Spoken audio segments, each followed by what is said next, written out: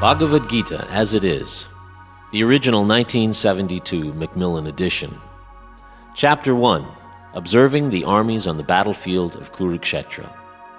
Dhritarashtra said, O Sanjaya, after assembling in the place of pilgrimage at Kurukshetra, what did my sons and the sons of Pandu do, being desirous to fight?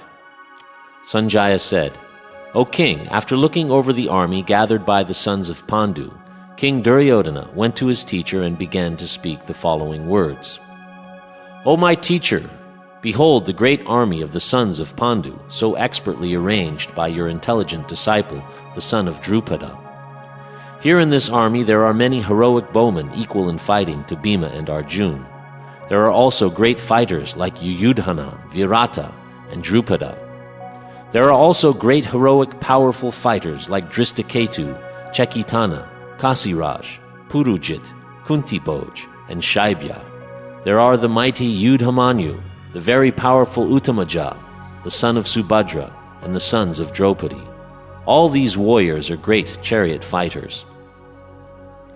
O best of the Brahmanas, for your information, let me tell you about the captains who are especially qualified to lead my military force.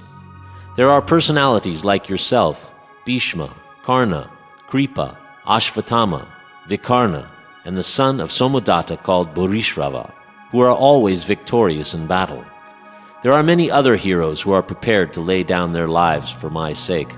All of them are well equipped with different kinds of weapons, and all are experienced in military science.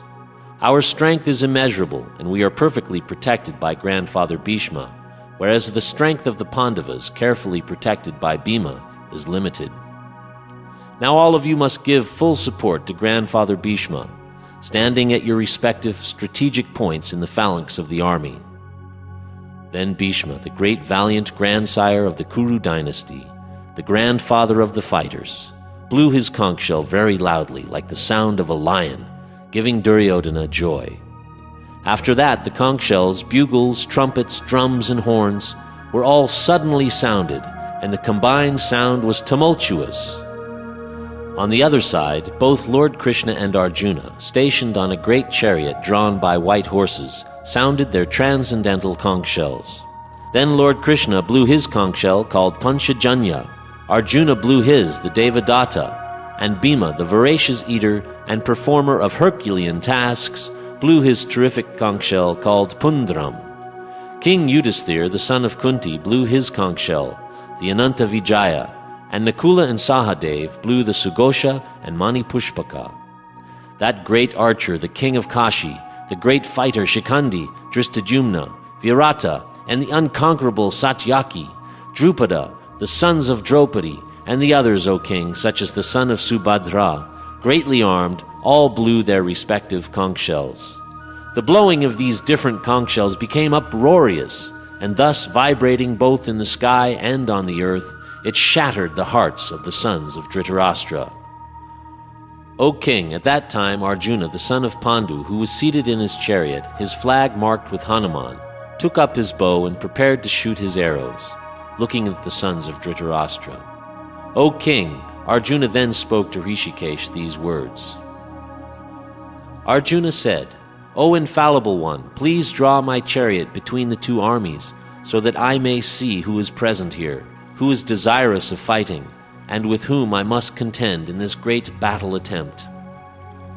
Let me see those who have come here to fight, wishing to please the evil-minded son of Dhritarashtra. Sanjaya said, O descendant of Bharata, being thus addressed by Arjuna, Lord Krishna drew up the fine chariot in the midst of the armies of both parties. In the presence of Bhishma, Drona, and all the other chieftains of the world, Rishikesh, the Lord, said, Just behold, Partha, all the Kurus who are assembled here. There Arjuna could see within the midst of the armies of both parties his fathers, grandfathers, teachers, maternal uncles, brothers, sons, grandsons, friends, and also his father-in-law and well-wishers, all present there. When the son of Kunti, Arjuna, saw all these different grades of friends and relatives, he became overwhelmed with compassion and spoke thus. Arjuna said, My dear Krishna, Seeing my friends and relatives present before me in such a fighting spirit, I feel the limbs of my body quivering and my mouth drying up. My whole body is trembling, and my hair is standing on end. My bow Gandiva is slipping from my hand, and my skin is burning.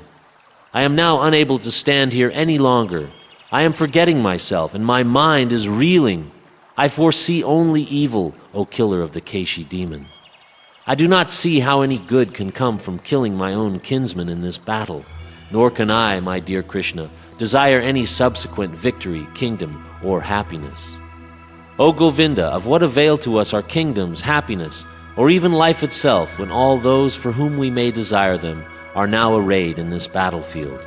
O Madhusudana, when teachers, fathers, sons, grandfathers, maternal uncles, fathers-in-law, grandsons, brothers-in-law, and all relatives are ready to give up their lives and properties and are standing before me, then why should I wish to kill them, though I may survive? O maintainer of all creatures, I am not prepared to fight with them even in exchange for the three worlds, let alone this earth. Sin will overcome us if we slay such aggressors. Therefore it is not proper for us to kill the sons of Dhritarashtra and our friends. What should we gain, O Krishna, husband of the goddess of fortune? And how could we be happy by killing our own kinsmen? O Janardana, although these men, overtaken by greed, see no fault in killing one's family or quarreling with friends, why should we, with knowledge of the sin, engage in these acts? With the destruction of dynasty, the eternal family tradition is vanquished, and thus the rest of the family becomes involved in irreligious practice. When irreligion is prominent in the family, O Krishna, the women of the family become corrupt, and from the degradation of womanhood, O descendant of Vrishni, comes unwanted progeny. When there is increase of unwanted population, a hellish situation is created both for the family and for those who destroy the family tradition. In such corrupt families, there is no offering of oblations of food and water to the ancestors. Due to the evil deeds of the destroyers of family tradition, all kinds of community projects and family welfare activities are devastated. O Krishna, maintainer of the people, I have heard by disciplic succession that those who destroy family traditions dwell always in hell. Alas, how strange it is that we are preparing to commit greatly sinful acts, driven by the desire to enjoy royal happiness. I would consider it better for the sons of Dhritarashtra to kill me unarmed and unresisting rather than fight with them. Sanjaya said, Arjuna, having thus spoken on the battlefield, cast aside his bow and arrows and sat down on the chariot, his mind overwhelmed with grief.